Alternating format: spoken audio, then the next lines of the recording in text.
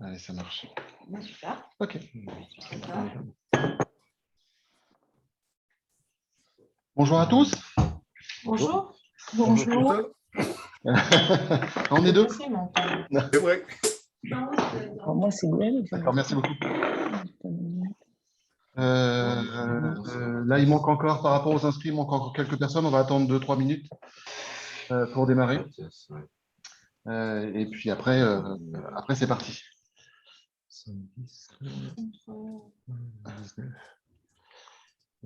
Je pense que j'aurais dû mettre mon casque et pas les micros. Ah oui, Je peux pas leur parler. En fait. Ah oui. Alors, ce que je vais vous proposer, c'est que effectivement, pendant les présentations, les micros soient coupés. Pourquoi j'arrive pas à me connecter? Il ne me demande pas des mots de passe récents. Ah, je vous entends, moi. La personne qui a du mal à se connecter, je vous entends. Ça fait chier, ça. J'arrive pas. On a prévu des temps pour des questions, etc. Je vous le redonnerai quand quand je vous présenterai le sommaire là. Mais si vous voulez, vous pouvez soit échanger via le chat, soit au moment des questions, vous pourrez ouvrir les micros et puis poser des questions les uns après les autres. Voilà, on essaiera de répondre au mieux là.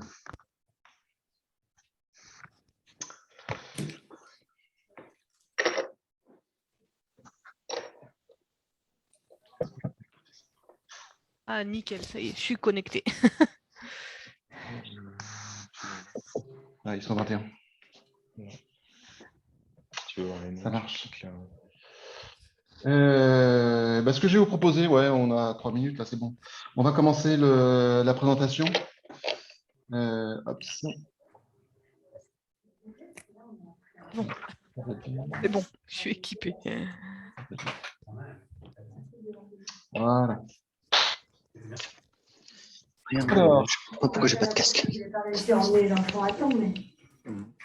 Non, je vais attendre. A priori, tout le monde n'est pas OK, donc on va attendre encore un petit peu. Antoine, il y a deux trucs, tu vois. On peut écouter.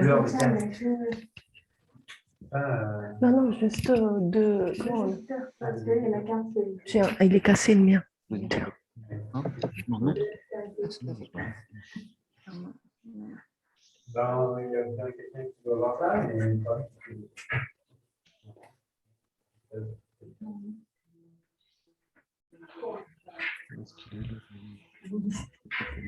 Est-ce que sinon, il repasse à la maison discrète? Putain, qu'est-ce que c'est qui se passe? Ah oui, chez moi, j'en ai. Je pense que ça serait bien. Okay. Désolée. Je pensais pas que ça marcherait. C'est bon pour tout le monde? Oui. Je vais pouvoir vous demander. Ouais, je vais pouvoir vous demander de couper les micros là, qu'on puisse commencer, qu'on n'entende pas les bruits de fond chez chacun. Voilà, chez tout le monde. Donc, on va commencer juste par se présenter. Donc, moi, c'est Fabrice Simon et Michael Saint-Jarme. On est de Limoges Métropole. Et donc, on est là aujourd'hui pour présenter le dispositif des aides, aussi bien au niveau des particuliers. Là, c'est parti. Aussi bien au niveau des particuliers qu'au niveau des copropriétés. On fera aussi un petit aparté au niveau des copropriétés du petit tertiaire. Voilà. Donc, ce qu'on va vous proposer ce matin, c'est de commencer par présenter le réseau de la rénovation énergétique. Donc, qui est la partie A. Après cette partie-là, il y aura une phase de questions si vous le souhaitez sur le réseau. Avant d'entrer dans le vif du sujet, que seront la partie aide financière auprès des particuliers, auprès des copropriétés et puis auprès du petit tertiaire. Donc, après chaque partie, en fait, il y aura une phase de pause où on pourra, effectivement, vous pourrez poser des questions si vous le souhaitez. Voilà. Donc, le réseau de la rénovation énergétique. Hop, ça. Alors, tac, revient par ici. Super. Les casques ne marchent pas. Donc, il ne marchait pas non plus. J'essaie de voir. On fait un sauvetage complet.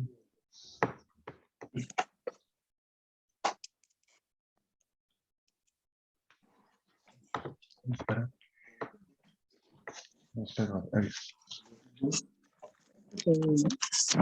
Donc, ce qu'on va voir, je suis désolé, on n'a pas le, j'ai pas trouvé le bouton pour passer d'une page à l'autre. Voilà. Donc, on va remettre le contexte de pourquoi on parle de rénovation énergétique.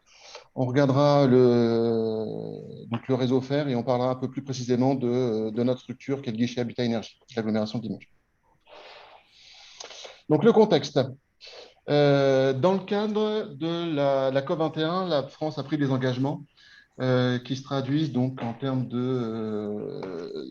avec une obligation, enfin, on s'est engagé à réduire les gaz à effet de serre de 40% d'ici 2030 par rapport à 1999 et de 75% par rapport et 75% en 2050 par rapport à 1990 toujours. De passer à 92% de notre mix énergétique en énergie renouvelable et de réduire de 50% nos consommations énergétiques à l'horizon 2050. Autant dire que pour le moment, on est très loin des objectifs. La région a mis en place, elle aussi de son côté, a regardé, a pris des objectifs et en termes de rénovation énergétique, elle a décidé de rénover 120 000 logements par an jusqu'en 2025 et 100 000 logements de 2025 à 2050. Donc, quand on parle de rénover, c'est vraiment de la rénovation globale, hein, ce n'est pas de la rénovation élément par élément. Voilà, formidable. Voilà. A été mis en place il y a 2 ans en remplacement du réseau des espaces info-énergie, le réseau FER. Donc FER, ça signifie faciliter, accompagner, inciter à la rénovation énergétique. Il n'y a pas que les espaces conseils qui peuvent intégrer le réseau FER. Nous, on a un espace conseil. Vous avez des entreprises, typiquement vous pouvez intégrer le réseau FER, ou enfin voilà, plein de structures peuvent intégrer le réseau FER. En fait, tout le réseau de la rénovation énergétique peut intégrer les réseaux FER. Quand vous cherchez un conseiller, alors le réseau FER, il est découpé aujourd'hui comme ça. En fait, chacun a son territoire. Là, on vous a mis, donc, quand vous aurez la présentation, là, quand vous allez sur le site, quand vous allez sur le lien, là, vous avez le lien qui va avec, qui vous envoie sur le site fer.gouv.fr, où là-dessus, vous pouvez trouver le conseiller qui correspond à la zone géographique sur laquelle vous êtes.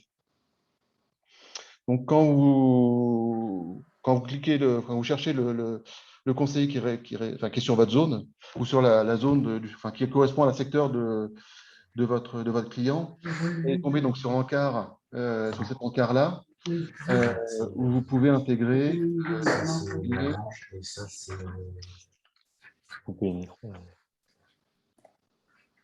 C'est là. Hop, voilà, pardon. Où vous pouvez renseigner. Alors, normalement, le fait que vous soyez propriétaire, locataire, etc., n'a aucune importance. Pareil sur le fait que la situation fiscale des gens n'a aucune importance là-dessus. Ça devait disparaître depuis le mois de janvier. J'espère que ça va disparaître. En fait, ce qui compte, c'est juste l'adresse postale. Et quand vous rentrez l'adresse postale, ça vous renvoie directement sur l'espace FER dans lequel vous dépendez. Voilà. Donc ça, c'est un moyen de récupérer les bonnes personnes dont vous dépendez. Donc nous, le guichet Habitat Énergie de l'agglomération de Limoges, donc notre territoire, c'est la Limoges Métropole. Et au sein du guichet, notre mission, c'est bien sûr de conseiller au niveau de la rénovation énergétique, mais également d'adapter les logements à la perte d'autonomie et d'aider à l'adaptation en termes de perte d'autonomie ou de handicap et de lutter contre l'habitat indigne et dégradé. Sur la partie rénovation énergétique, nous, on va apporter des conseils techniques et financiers. Et puis, sur des sur des travaux un peu conséquents, on va accompagner les gens. Alors, on n'est absolument pas assistant à maîtrise d'ouvrage, on ne fait pas votre boulot, hein, rassurez-vous. Mais on peut soit aider les gens à comprendre les évaluations thermiques, enfin les audits thermiques, soit nous, on peut faire des évaluations thermiques. Faire de la lecture de devis, c'est-à-dire valider que les devis sont déjà conformes par rapport, enfin, on ne va pas dire qu'ils sont conformes au DTU, mais au moins valider que, oui, enfin, ils répondent à peu près à ce qui est attendu au niveau du DTU, regarder qu'ils soient conformes pour être éligibles aux aides ou pas d'ailleurs. Hein. C'est au moins que les gens soient prévenus s'ils sont éligibles aux aides avec ce type de devis. Les avantages et les inconvénients des différentes solutions. On va prendre en compte, bien sûr, les caractéristiques du bâti. Parce que la rénovation ne se fait pas de la même façon en fonction des caractéristiques du bâti, aussi bien au niveau architectural, mais également au niveau de la structure du bâti. Notre mission aussi, c'est de mobiliser le réseau du professionnel à la rénovation énergétique. C'est vraiment raisonner en termes de rénovation globale et pas de faire d'élément par élément où on peut arriver à des incohérences de temps en temps. On a aussi comme mission, c'est de faire des animations au niveau aussi bien du grand public, des professionnels, du petit tertiaire, sur la sobriété énergétique. Donc, on va au-delà de la rénovation énergétique, on va aussi sur le comportement. Voilà. Parce que de toute manière, on a bien vu que la rénovation énergétique, si on n'accompagne pas les gens à vivre dans les nouveaux bâtiments, en fait, on n'obtient pas les économies d'énergie escomptées. D'un point de vue un peu plus technique, ce que nous, on va regarder, c'est aussi bien le confort d'hiver, le confort d'été, toute la gestion d'humidité, c'est-à-dire aussi bien en intérieur qu'au niveau des parois. Vérifier qu'on ne vient pas bloquer l'humidité et qu'on vient surtout laisser les murs perspirer. On va discuter énergie renouvelable, radon, ventilation, enfin voilà, il y a plein de sujets sur lesquels on peut aborder. Voilà. Voilà, sur nos missions, je vais avoir terminé. Si vous avez des questions, nous sommes ouverts à toutes vos questions. Sur le réseau, sur nos missions, sur tout ce qu'on peut vous apporter. Voilà. Le micro.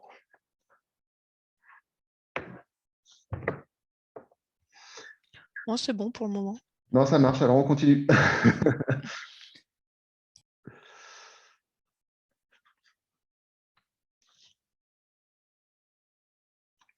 À toi. Donc, je vais vous présenter donc, plus particulièrement donc, les aides financières. Donc, je précise bien en vigueur de 2021 qui seront valables au moins jusqu'à la fin de l'année. On n'a pas trop détaillé les aides puisque ça change en général tous les 1er janvier de l'année d'après. Donc, moi, je vais vous présenter plus particulièrement donc, les aides financières pour les particuliers. Donc, les particuliers sont à savoir donc, tous les propriétaires occupants, les propriétaires bailleurs, les locataires. Donc, les locataires, on le verra après, mais c'est plutôt eux, c'est sous condition de ressources, et les résidences secondaires. À savoir que toutes ces personnes-là peuvent être éligibles n'importe quelle condition de ressources à des aides financières. Donc, à savoir donc, les différentes aides financières, donc le certificat d'économie d'énergie, donc sur le principe des pollueurs-payeurs, donc les fournisseurs en contrepartie de la rénovation énergétique donnent une prime post-travaux. Donc, comme vous pouvez le savoir, soit il est déductible directement sur le devis, soit il se demande avant travaux, surtout avant signature du devis, et donné post-travaux. Ma prime rénov, donc la nouvelle aide depuis un an et demi maintenant, donc inscription avant travaux et à l'aide des factures, donc il y aura cette prime en fonction des conditions de ressources, bien évidemment. ANA, donc pour les aides de l'ANA, programme Sérénité, ça sera plutôt sur des bouquets de travaux, donc il faut un gain énergétique de 35%. Donc, si c'est effectivement changer que les fenêtres, ça ne rentrera pas du tout dedans. Les caisses de retraite peuvent aider, c'est surtout sur l'adaptation au logement, ce genre d'aide, mais elles peuvent se demander.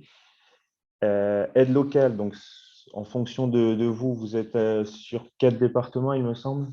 Les 4 départements. Les 4 départements, donc aide locale. Donc, nous, plus particulièrement sur Limoges Métropole, on vient compléter les aides de l'ANA. Après, en Dordogne ou en Corrèze, il doit y avoir des opérations. Donc, il y a des aides locales. En Creuse, il me semble qu'il y en a aussi.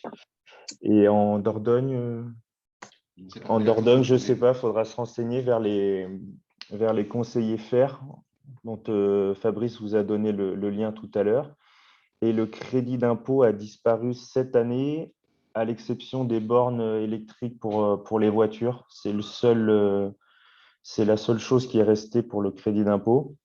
Et comme je l'ai précisé tout à l'heure, toutes les aides financières, donc les 6 aides financières que j'ai citées, ça reste sous condition de ressources.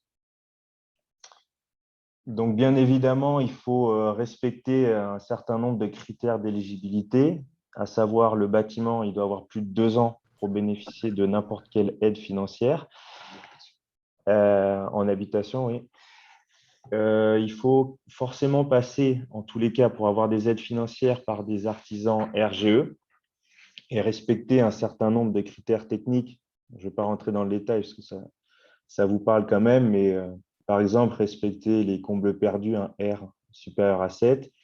Et par exemple, pour les chaudières à granulés, respecter ces 4 critères techniques-là. Donc, les plafonds de ressources. Donc là, on vous a mis le tableau donc, en vigueur sur l'année 2021 qui va être révisé en 2022, mais ça reste sensiblement ces plafonds de ressources qu'on pourra éventuellement vous redonner si vous le souhaitez en 2022. Donc, pour les aides de l'ANA, ça va être les critères de ressources en bleu et en jaune. Et après, en violet et en rose, ça sera non éligible aux aides de l'ANA, mais toujours éligible à MaPrimeRénov', comme on a pu le dire tout à l'heure. Et après, il y a juste à se fier au nombre de personnes donc, dans le ménage. Voilà, donc 1, 2, 3, 4, 5. Après, il y a des petites particularités si les enfants sont en garde alternée, mais je ne rentre pas dans le détail. Les différentes aides indirectes. Donc, les TVA à 5,5 pour tout ce qui est la rénovation énergétique. L'éco-prêt à taux zéro à demander, avec, bien évidemment, avec l'accord de la banque. Et les déductions sur les revenus locatifs, c'est plus particulièrement pour les propriétaires bailleurs qui peuvent déduire l'ensemble des travaux de rénovation énergétique, mais en enlevant quand même les aides qu'ils ont eues auparavant. Donc, l'intégralité des travaux éligibles aux aides financières sont, donc on va tous les citer, donc les toitures, les combles, l'isolation des murs par l'intérieur ou par l'extérieur, l'isolation des sols ou planchers bas, les fenêtres, les systèmes de chauffage, donc les chaudières, les poêles, les chauffe-eau solaires. Au niveau de la ventilation, toutes les VMC sont éligibles aux aides également. L'assistance à maîtrise d'ouvrage, audit énergétique et comme Fabrice l'a dit tout à l'heure, pour les projets de rénovation au global. Donc là, on vous a mis un tableau en fait, des aides financières qui sont compatibles ou non ensemble.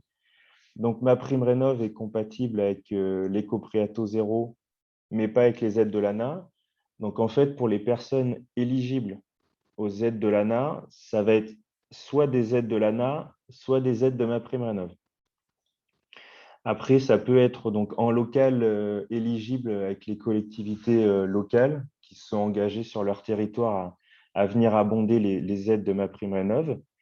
Et on peut avoir, ce qui est le plus souvent le cas, MaPrimeRénov' plus les aides des fournisseurs. Après, l'éco-prêt à taux zéro est éligible avec toutes les différentes aides. Les aides de l'ANA, donc, comme je l'ai dit, non éligibles avec MaPrimeRénov', et les aides des fournisseurs d'énergie, puisque dans les aides de l'ANA, il existe une prime et eux récupèrent ces fameux certificats d'économie d'énergie. Les aides des collectivités locales peuvent être éligibles selon le secteur avec toutes les différentes aides financières. Et le certificat d'économie d'énergie, comme je l'ai dit 2 lignes plus haut, n'est pas éligible avec les aides de l'ANA, mais est éligible avec toutes les différentes aides financières. Donc, un parcours d'un usager, comme pourrait se passer classiquement. Donc, c'est un rendez-vous avec nous, conseillers faire, ou si vous êtes déjà à l'étape du devis. Enfin, ce n'est pas spécifique ce rendez-vous, mais il est conseillé de passer par nous pour savoir les aides financières. Parce que si une personne vient nous voir, il n'y a pas de bonne solution au niveau des aides financières. Ça peut être les aides de l'ANA ou MaPrimeRénov'. Donc ça va être moins votre rôle. Donc, vous pouvez directement les orienter vers nous quand vous êtes à l'étape du devis ou juste avant le devis, les orienter vers nous. Donc, après, tout ce qui est établir les devis, avant de signer, donc ça, c'est important, avant de signer le devis, on fait tous les dossiers, à savoir l'ANA, le certificat d'économie d'énergie, MaPrimeRénov' et l'éco-prêt à taux zéro. On signe le devis dans un second temps, on fait les travaux et à l'aide des factures, on demande les aides post-travaux. Après avoir tout payé, effectivement. Donc voilà, si vous avez des questions sur cette partie, n'hésitez pas à en poser. Surtout si vous avez des projets en cours, ce genre de choses. Excusez-moi, est-ce que ça fonctionne s'il y a un changement de destination? C'est-à-dire changement de destination. Quand, par exemple, vous avez un bâtiment qui est constitué d'une maison et d'une ancienne grange, par exemple, et qu'il y a à la fois une rénovation pour la maison et, par exemple, un bout d'extension dans les anciens locaux de la grange. Je suppose que ça ne prend pas, dans ces cas-là, la partie grange, l'ancienne grange. Il faut que la grange, il faut qu'il y ait 2 ans d'existence en tant qu'habitation au niveau de la grange pour qu'elle puisse être considérée, enfin, pour qu'elle puisse rentrer dans le dispositif des aides. D'accord, merci. Moi, j'aurais une question également. Quand on fait une surélévation et qu'on ajoute des mètres carrés, donc il y a une partie qu'on réhabilite et une partie qui est neuve, comment ça se passe en termes d'aide? Ça sera le même principe. Il faut que le logement ait plus de 2 ans pour demander des aides. La seule particularité pour les extensions, ça va être pour l'adaptation au handicap. On peut faire des agrandissements de maisons, des unités de vie, ça s'appelle. Et il peut y avoir des aides de l'ANA et des aides en local. Ça va être la seule particularité pour bénéficier d'aides financières sur les agrandissements. C'est-à-dire qu'il faut qu'on décompose les devis sur le. Par exemple, si c'est une surélévation d'un étage, on doit faire un devis pour le rez-de-chaussée, un devis pour l'étage. Absolument, oui. Exactement. Comment on justifie du coup d'un gain d'énergie de 35% quand on fait ce type de dispositif, par exemple? En fait, il y a un audit énergétique qui est fait avant travaux, qui fait juste un constat du bâti à l'instant T, et on rentre les travaux qui vont être faits sur la partie ancienne, et c'est comme ça qu'on justifie le gain énergétique, enfin, celui qui est prévu, ça peut être 35, 50, 55, enfin, ça dépend ce qu'on va chercher comme objectif, mais c'est comme ça qu'on peut éventuellement justifier les travaux. Après, la partie extension, c'est du neuf. Hein. Ouais. D'accord. Okay. Donc là, on répond à l'ART 2012 et puis voilà. Ok.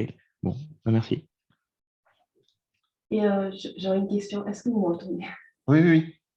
On a un projet d'une maison qui est existante avec une extension qui est existante. Oui. Dans l'extension, aujourd'hui, il y a la cuisine et la salle de bain et les pièces d'eau. Cette personne voudrait démolir cette extension pour en construire une autre, puisque l'extension qui existe aujourd'hui, elle est très, très énergivore. Et donc, elle voudrait faire quelque chose de très, très bien énergétiquement. Notamment, elle a 2 poêles pour chauffer les 2 endroits différents. Et donc, elle se dit, voilà. Sauf que ça va être quand même une extension. Donc, comment... C'est pareil. C'est ça, c'est pareil. C'est-à-dire qu'en fait, le fait de démolir et de reconstruire, cette partie-là, c'est considéré comme du neuf. Oui. Et par contre, sur l'autre partie, si elle est rénovée, on va rentrer dans le dispositif de rénovation. Oui, très bien, merci. J'ai une question. Ouais. Je ne sais pas si on m'entend. Oui. Oui, voilà, Isabelle. Donc, moi, j'ai beaucoup de granges à transformer en habitation et je m'inquiète parce que alors eux, ils auront ils n'auront pas le droit à la prime rénov'. Non.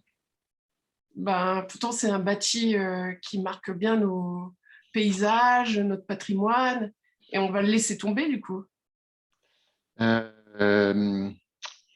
Comment je vais dire? Le dispositif des aides, il est comme ça. Ben, c'est politiquement un mauvais calcul alors. Après, ce qui peut être fait, c'est de faire un changement d'usage, attendre 2 ans, et après on rentre potentiellement dans le dispositif des aides, sous réserve que les règles de la rénovation n'aient pas changé d'ici 2 ans. Oui, et sachant que lorsqu'on obtient un permis, on a 2 ans Ouais, pour commencer les travaux. Non, mais j'entends. J'ai pas de solution. Ouais, bah, j'espère que le législateur va changer parce que c'était pareil pour le taux réduit de TVA. Les granges n'étaient pas concernées au départ. Et après, ils se sont dit, mince, toutes les granges vont s'écrouler. On va faire ça aussi pour les granges, du coup. Mais on va faire pareil. Pour l'instant, c'est comme ça. Ouais. C'était quoi? Sur les granges, attendez, on a une question sur le chat. Sur les granges, si elles sont des annexes de l'habitation et si elles sont. Ouais. Ça peut être éligible si elles sont attenantes et qu'elles ont plus de 2 ans, encore une fois. C'est-à-dire qu'en fait, c'est vraiment lié à comment, au niveau des impôts fonciers, comment les annexes, granges, etc., sont comptabilisées. Si c'est considéré comme la surface habitable ou assimilée à de l'habitable, c'est éligible. C'est éligible. Si c'est vraiment une annexe autre et ça n'a rien à voir avec de l'habitation, on a un changement d'usage et là, on est considéré comme du neuf. Oui, mais pourtant, on dit bien que les granges ne sont pas impactées par la RT 2012, par exemple. Alors qu'il y a, comme vous dites, c'est qu'on paraît comme du neuf, mais bon, le bâtiment, il existe déjà quand même. Alors, c'est de la RT élément par élément. Voilà. C'est la RT 2012, mais élément par élément. Voilà.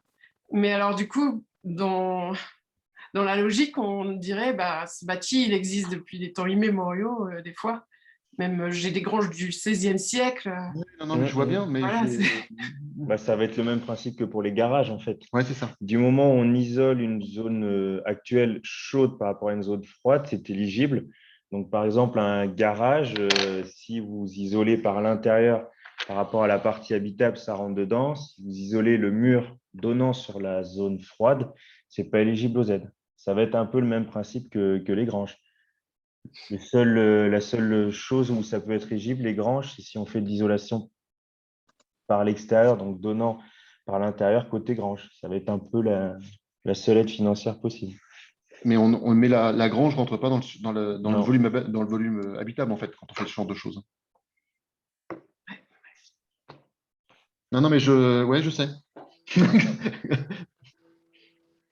Excusez-moi, je n'ai pas compris votre exemple de garage. En fait, vous dites que seule l'isolation du mur entre garage et maison serait prise en compte. Oui, et l'isolation du plancher bas. Très bien. En fait, ne rentrent dans les aides que les parois qui sont mitoyennes entre une zone chaude et une zone froide. Donc, toute l'enveloppe de la maison. Mais par contre, vous isolez un garage parce que vous ne voulez pas qu'il fasse 10 dans le garage, vous avez le droit, hein, mais ça ne va pas rentrer dans le dispositif des aides. Parce que le garage est par définition considéré comme une zone froide. Et alors, vous avez dit qu'il n'y aurait plus les crédits d'impôt, alors. C'est fini. Le crédit d'impôt pour les personnes éligibles à l'ANA, ça a disparu il y a 1 an et demi. Et pour les personnes, donc, comme on l'a vu tout à l'heure, rose ou violet, donc ça a disparu là pour lorsqu'on a fait la déclaration des impôts. La seule chose qui reste, c'est les bornes de chargement pour les voitures électriques. Sinon, on bascule sur MaPrimeRénov'. Au lieu d'avoir un remboursement sur l'année N+1, on a notre remboursement sur l'année N. Ça va un petit peu plus vite pour les propriétaires bailleurs, enfin pour les propriétaires, pardon, pour les aides financières. Et pour les propriétaires bailleurs, ça je ne l'ai pas dit dans la présentation, c'est ouvert MaPrimeRénov' au 1er juillet de cette année. Mais même pour des travaux qui ont été engagés depuis le mois d'octobre de l'année dernière.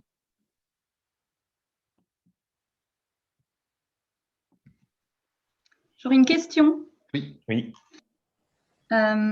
Enfin, deux questions même. Il n'y a pas de distinction entre résidence principale et résidence secondaire? Il va y avoir des différences, c'est-à-dire que MaPrimeRénov', c'est uniquement pour les résidences, pour les propriétaires occupants ou propriétaires bailleurs. Si on est dans résidence secondaire, il n'y aura que les certificats d'économie d'énergie. D'accord. Mais aujourd'hui, quel que soit le bâti, à partir du moment où c'est une habitation, hein, il y a des aides. Quelle que soit la situation des gens, enfin, ouais, quelle que soit la situation des gens et quelle que soit que ce soit une résidence principale, une résidence secondaire, du Airbnb, ce que vous voulez, etc. Potentiellement, il y a des aides financières. Bien évidemment, plus ou moins en fonction des conditions de ressources. Oui. Je voudrais faire une intervention sur les parties non chauffées et les annexes des habitations. La question des garages et des granges, vous pouvez avoir des solutions dans le code des impôts, les bulletins des impôts.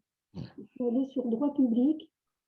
C'est tout ce qui est lié à la TVA A5.5 a droit aux aides. Si par exemple la grange est considérée comme annexe à l'habitation, ça fait partie de l'habitation. Par rapport au code des impôts. Voilà. D'accord. Oui, vous pouvez écrire.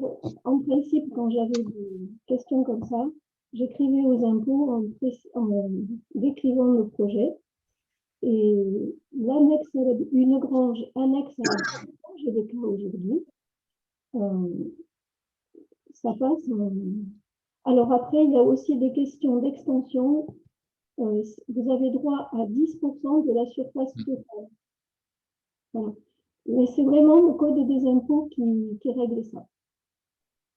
Absolument.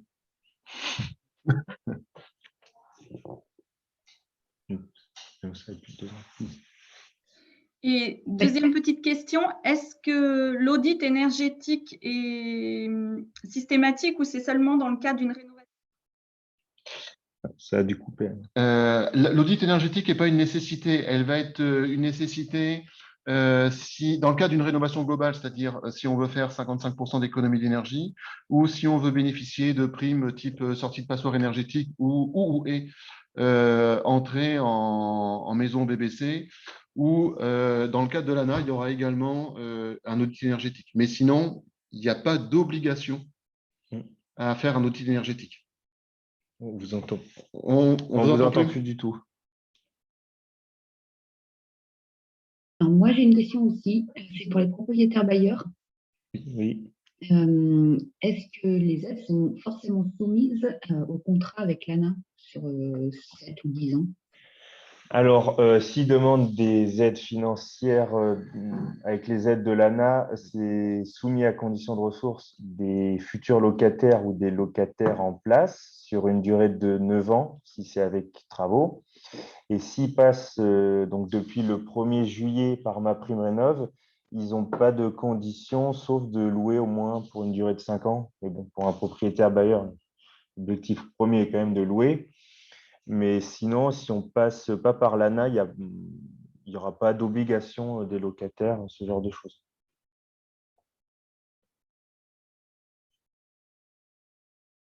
Par contre, les aides, la différence quand même, c'est qu'en passant par l'ANA, c'est soumis avec une obligation de revenus au niveau des locataires. S'ils passent avec MaPrimeRénov', ce sera leur condition de ressources qui définira les montants des aides dont ils peuvent bénéficier.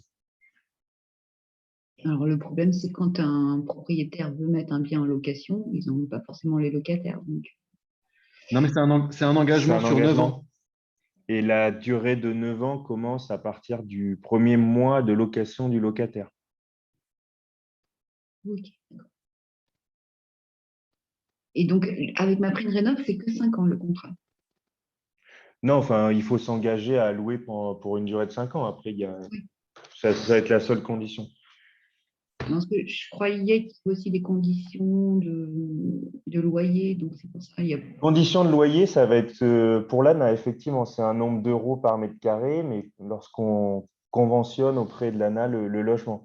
Mais si c'est pour MaPrimeRénov', il n'y a pas de. On peut faire du meublé, on peut faire du nu, on peut faire n'importe quel type de loyer si on passe par MaPrimeRénov'. Mais l'ANA, effectivement, c'est un peu plus encadré en termes de loyer, de conditions de ressources, ce genre de choses. Ok.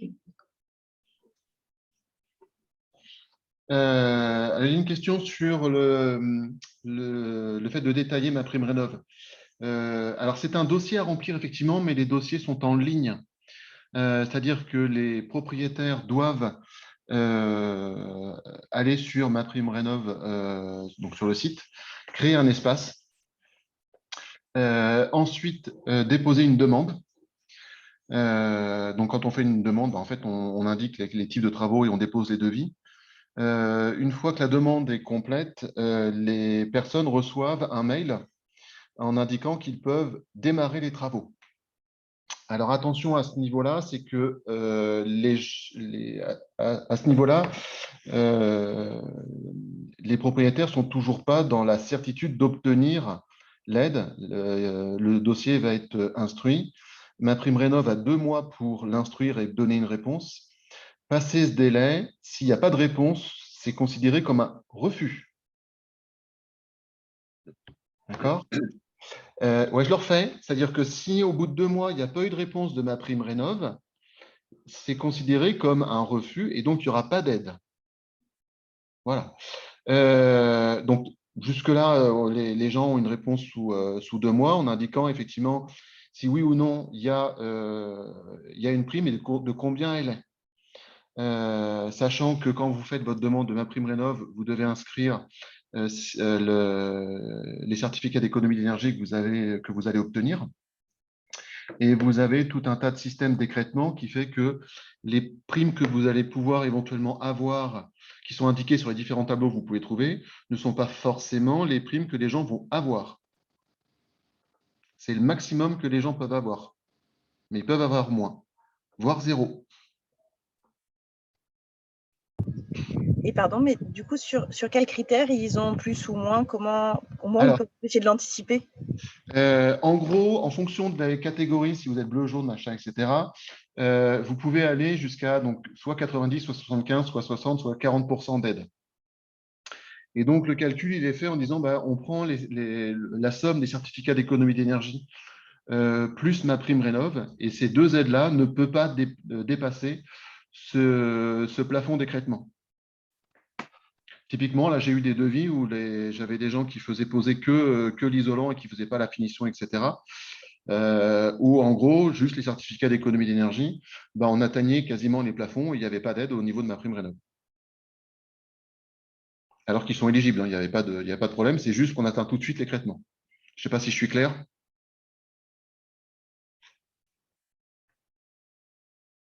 Je veux bien une nouvelle explication. Pas de problème.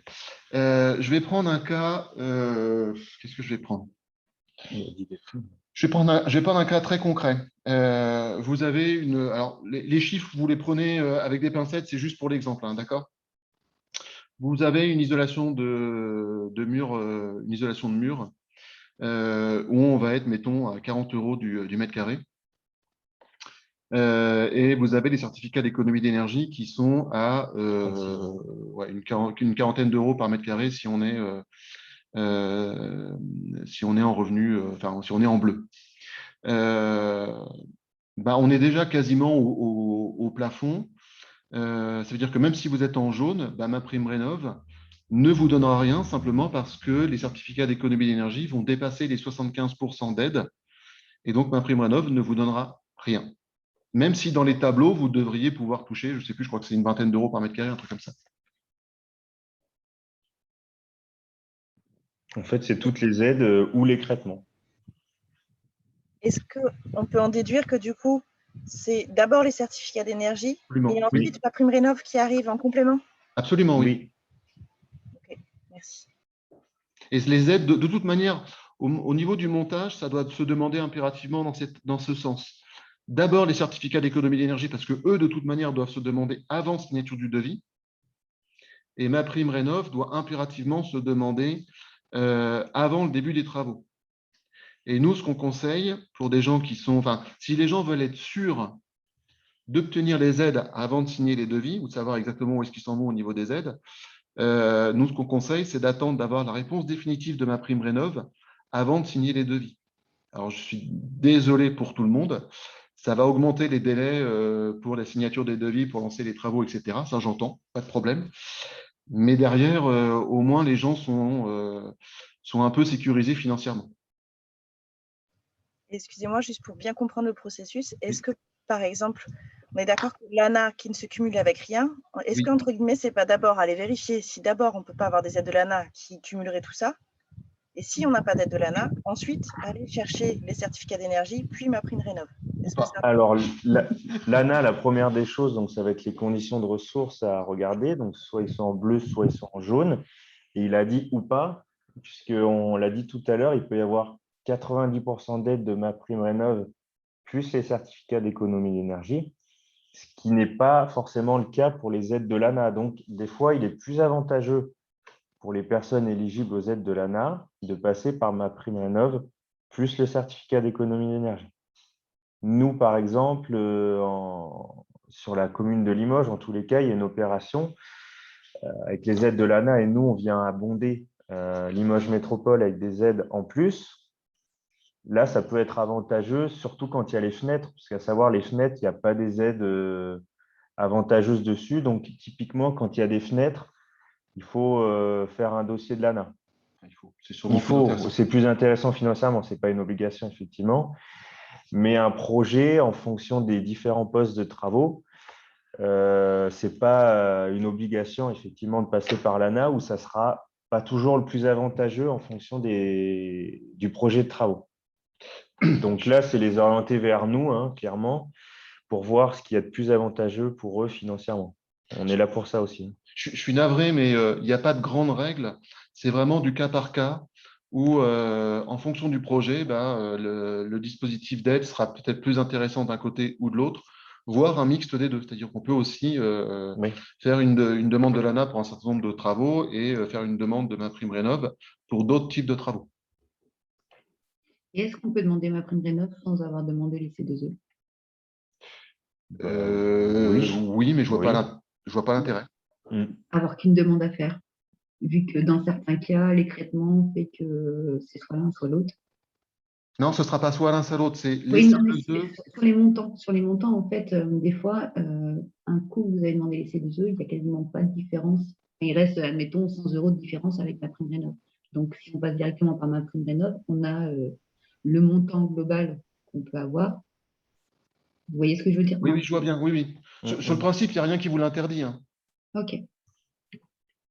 Après, pour le propriétaire, ça sera moins avantageux financièrement de faire comme ça. De manière, après, il y a forcément des cas. Au niveau budget, c'est la même chose, sauf que du coup, il y a moins de dossiers à faire. Oui, tout à fait. Et pardon, sur les certificats d'énergie, je suppose que si je cherche en ligne, je vais trouver comment les remplir. Moi, je ne connais pas très bien. Mais si on vous envoie les clients, ils se débrouillent avec vous pour monter ces certificats, ils se débrouillent tout seuls. Ils se débrouillent tout seuls. Ils se débrouillent tout seuls. Enfin, on peut enfin, je vais pas dire les guider, mais les accompagner un peu sur le dispositif, comment ça marche, etc. Mais c'est pas nous qui remplissons pour eux. Non, bien sûr, juste les guider. Okay, ça marche. Voilà. Après, on vous le transmettra la présentation si on va ici, là. Vas-y. Là, on vous a mis donc sur ce petit logo, en fonction de la localisation où vous êtes, ça vous enverra directement vers ce site-là. Donc, en fonction de la localisation, et si vous avez la moindre interrogation en Dordogne, Corrèze ou Creuse, ou même Haute-Vienne, parce qu'il y a un autre réseau fer un autre conseiller faire sur le reste de Limoges Métropole et que vous avez la moindre question, n'hésitez pas à consulter ce site pour voir votre référent en local.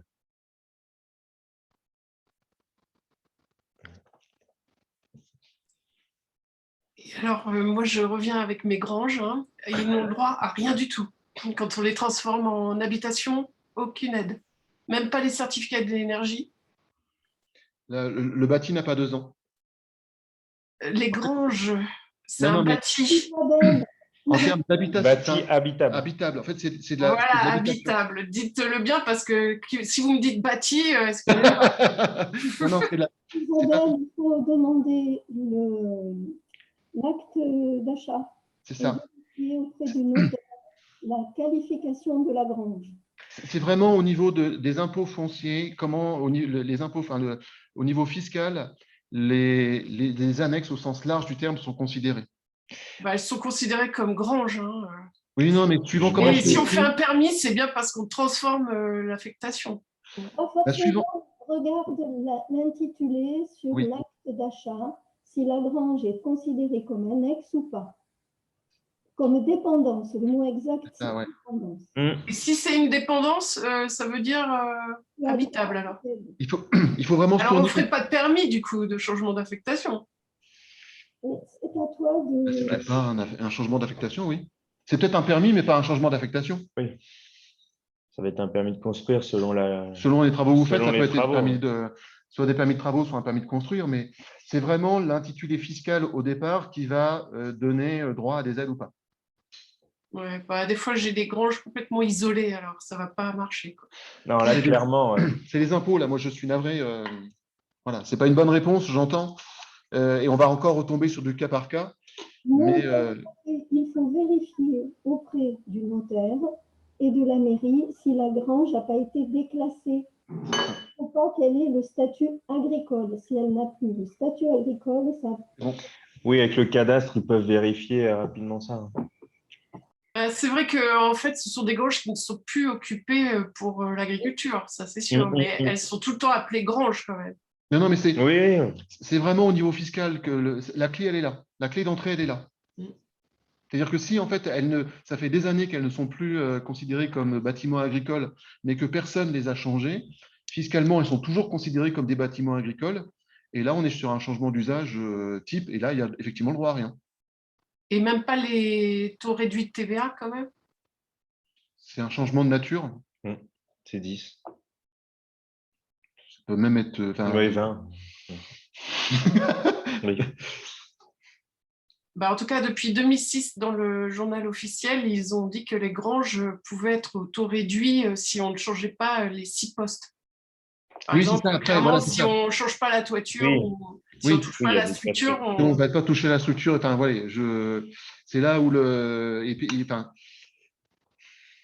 texte est, comme d'habitude, il est soumis à interprétation, on va dire ça comme ça.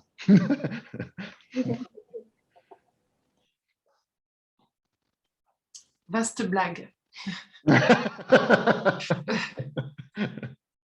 Après, je ne sais pas quelle localisation vous êtes. Hein.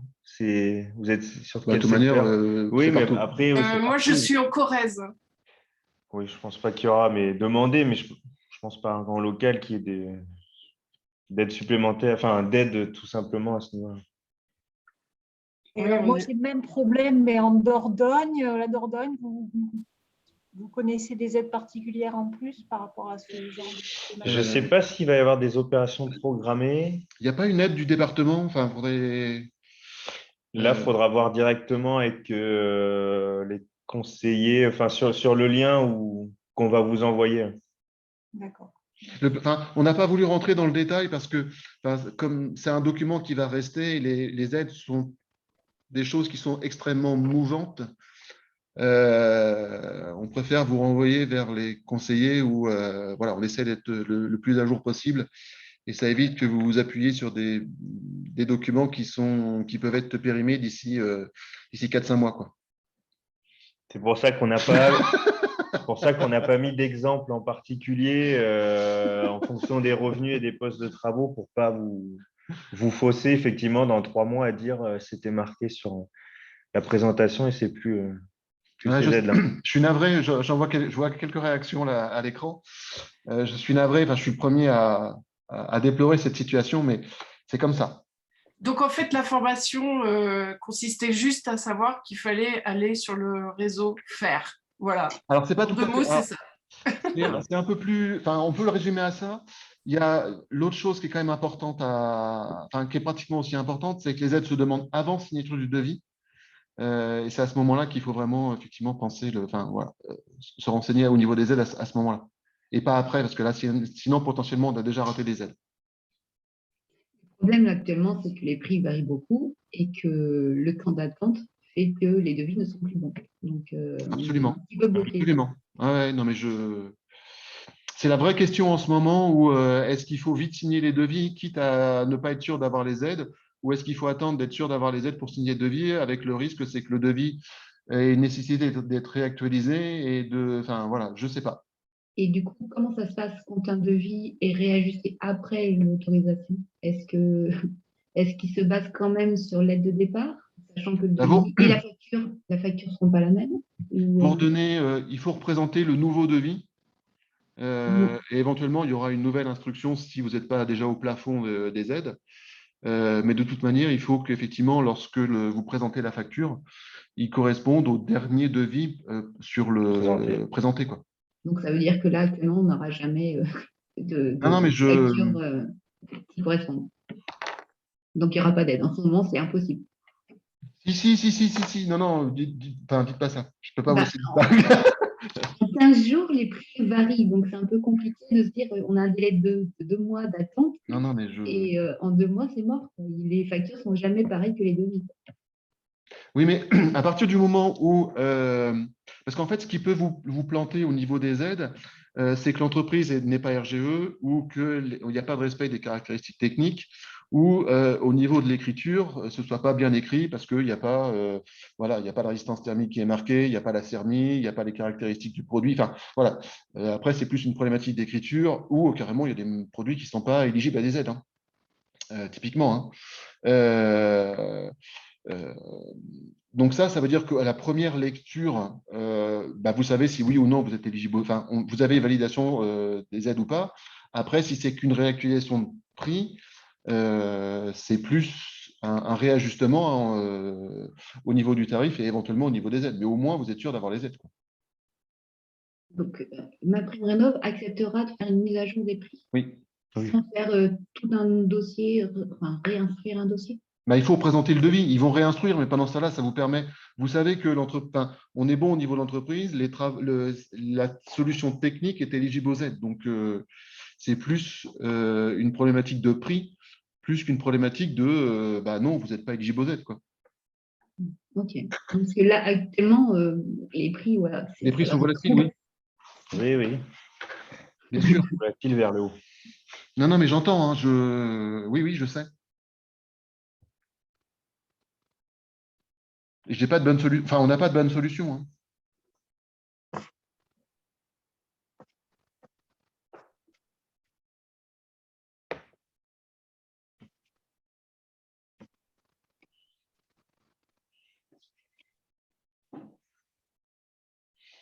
Bon, c'est pas de questions à passer. Ouais. Juste une dernière question, une dernière remarque au niveau de MaPrimeRénov'. Vous pouvez faire, c'est même, vous pouvez faire une demande avec plusieurs travaux. Vous n'êtes pas obligé de faire une demande par travaux.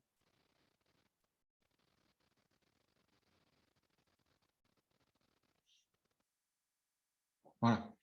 Ah, il y a une question qui est tombée. Attendez, bougez pas. Voilà, ça. Alors pour l'année de référence pour déterminer la couleur dans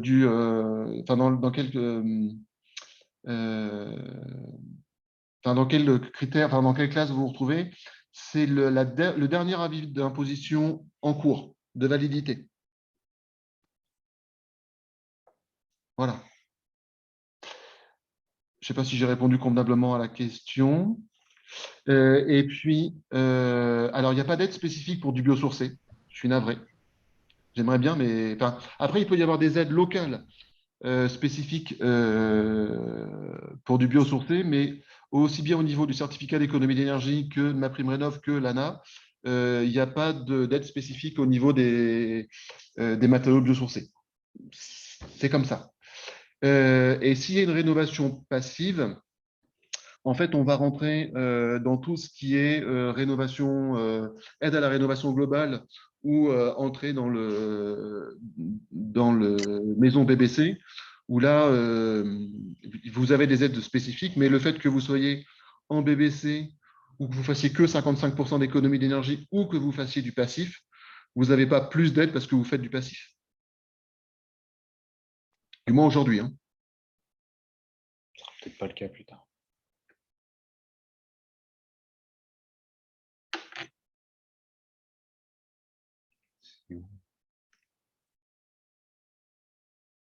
Est-ce qu'on a répondu à toutes vos questions? Est-ce qu'on ne vous a pas dégoûté? Désespéré. Ah, je suis navré. C'était pas le but. Je ne sais pas si je vais pouvoir continuer à faire mon métier. Ah, mais si c'est pour les granges, oui. Si. Non, enfin, il y a... comment je vais le dire? Les aides sont là pour aider à faire de la rénovation énergétique. Ça peut, comment je vais le dire? Il faut que je fasse attention à ce que je dis, mais je vais en profiter pour répondre à une question là, qui est en même temps. Quel est l'axe au niveau des élus?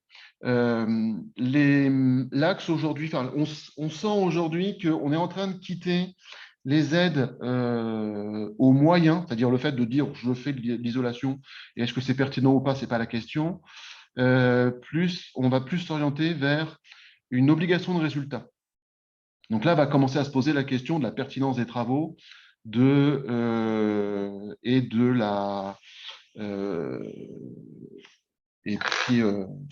l'ordre des travaux, l'enchaînement des travaux. Où là, je suis navré, mais je ne sais pas si c'est navré ou pas, mais de vous contredire, mais c'est là où vous allez pouvoir retrouver sans aucun problème, indépendamment des aides, toute votre plus-value, le fait de reposer la question de manière globale, d'avoir des projets globaux, quoi.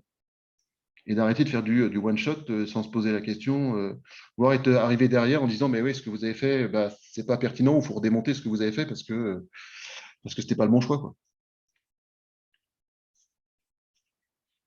Donc maintenant, continuez votre boulot.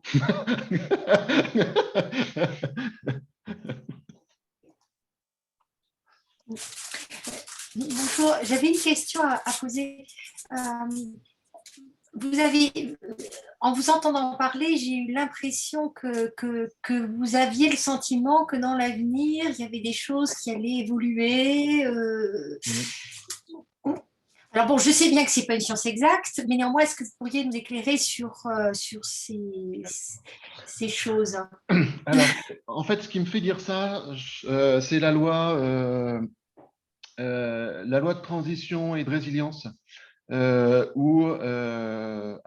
pour l'instant, c'est encore une coquille vide où il reste encore plein de questions de comment on fait, etc. Mais les intentions sont claires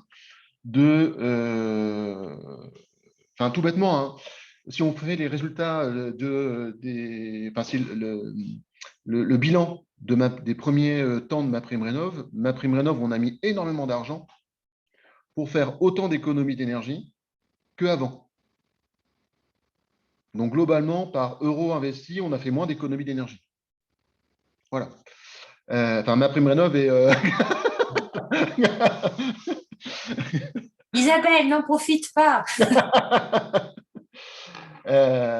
Et donc là, l'objectif, c'est clairement, en termes d'intention, effectivement, alors, tout de même, l'objectif est clair, hein, c'est d'avoir des bâtiments qui sont A ou B, voire C pour des questions problématiques architecturales, etc., ou techniques, ou voilà, pour des cas particuliers, être en C, mais pas en dessous de C. Et donc là, si on veut vraiment arriver à des bâtiments qui soient au pire en C, on va commencer sérieusement à discuter rénovation énergétique et à se poser des questions de qu'est-ce qu'on fait, dans quel ordre, etc. Oui. Voilà. Et arrêter de changer des fenêtres parce que le commercial a été bon. Voilà. Non, mais c'est souvent ça qui… Parfois, on peut intervenir aussi dans des bâtiments qui ont commencé à être rénovés énergétiquement. Enfin, voilà. Eh bien d'accord. La question du coup qui se pose, c'est par rapport à nos clients, hein, d'une façon générale, globale, c'est que nous, notre projet, on le prévoit toujours globalement, mais peut-être aussi par rapport aux aides qui sont proposées. C'est un peu ma question. Est-ce qu'on ne peut pas dire à nos clients, peut-être que vous pouvez faire une première tranche de travaux, sachant qu'après, vous aurez ça à faire, ça à faire, ça à faire. Parce que parfois, on se retrouve avec des clients qui n'ont peut-être pas beaucoup de moyens, qui veulent investir, qui ne vont pas avoir soutien des banques parce qu'il faudra plus d'argent pour mettre plus d'épaisseur d'isolant. Enfin, je dis n'importe quoi, mais pas tout à fait. Et du coup, si on se place dans une gestion à venir, est-ce que ça peut vous sembler pertinent qu'on propose à nos clients, dire voilà, le projet global, c'est ça, mais on fait étape 1, étape 2, étape 3 pour que vous puissiez le financer? Absolument. Enfin, de toute manière, le fait d'avoir, c'est la façon dont on travaille, le fait d'avoir cette vision globale permet surtout d'avoir une cohérence dans les travaux et d'anticiper éventuellement sur les futurs travaux et de ne pas se retrouver dans l'obligation de démonter quelque chose ou de casser quelque chose qu'on vient de faire alors qu'on ne l'avait pas prévu. On peut de temps en temps effectivement casser quelque chose mais on le sait à l'avance, quoi. En gros, on peut effectivement travailler étape par étape, c'est pas un problème. Tant qu'on a l'objectif, c'est pas un problème, hein. Vous pouvez décider d'aller au 3e étage de la Tour Eiffel en une fois. Vous avez intérêt d'avoir des grandes jambes, mais vous pouvez aussi y aller marche par marche ou 4 par 4 si vous voulez. C'est pas un problème. Le tout, c'est d'arriver au 3e. Et donc, d'un point de vue de financement et d'aide, c'est tout à fait envisageable avec les dispositifs actuels, en espérant que demain, je pense que demain, il y en aura quand même aussi, parce que on ne sait pas ce qu'ils seront. Mais en tout cas, ça vous semble une bonne approche par rapport à des clients qui ont peu de budget? Oui, c'est juste… Ouais, non, pour moi, il n'y a aucune problématique. Bien au contraire. Le seul bémol que je vois, c'est qu'effectivement, il y a une incertitude sur le montant futur des aides. Oui, mais bon, si les clients ne peuvent pas payer tout d'un coup, de toute façon… non, mais pas de problème. C'est plutôt se dire, est-ce que c'est bon de leur dire, faites pas les choses à moitié, mais faites à fond tel poste, absolument. Par exemple. Oui, absolument. D'accord. Et des choses qui peuvent se dissocier. Sachant en commençant par le plafond, en faisant des choses qui sont logiques d'un point de vue énergétique, mais en disant, voilà, votre investissement, vous le prévoyez sur tant de temps et vous pouvez demander des aides au fur et à mesure. Et ça ne pose pas de problème pour le législateur. Non. Ah non. On fasse un dossier de ma prime de rénov par an, je dis n'importe quoi, mais ça ne pose pas de souci. Il y a un plafond de 20 000 € pour ma prime rénov et on sur peut, sur 5 ans. Voilà. Et après, on peut le demander tous les 6 mois, hein, par exemple. D'accord. Oui, non, mais ça peut être par an, par exemple. Hein, oui. En étant caricatural, vous pouvez demander un dossier pour 1 mètre carré d'isolant. Oui. Ça sert à rien. Hein. Ça sert à rien, mais ça marche. D'accord. Et est-ce qu'à partir du moment où on obtient une aide, on a un délai pour réaliser les travaux? Oui. L'ANA, c'est 3 ans. Les certificats d'économie d'énergie, en général, c'est 1 an à partir du moment où vous avez fait la demande. Et puis ma prime rénov, c'est pas 2 ans. Enfin, c'est ça qui est bien, c'est que vous n'avez pas les mêmes délais en fonction de auprès de qui vous faites les demandes.